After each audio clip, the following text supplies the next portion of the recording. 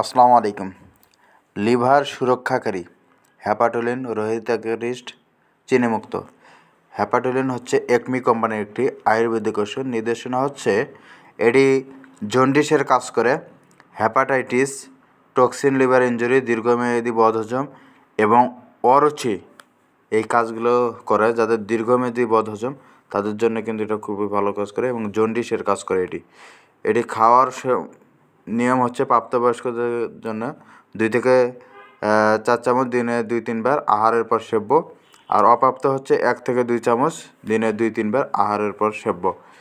এটি খুবই ভালো মানের একটা ওষুধ। এটা একমি কোম্পানি এটি তৈরি করে থাকে।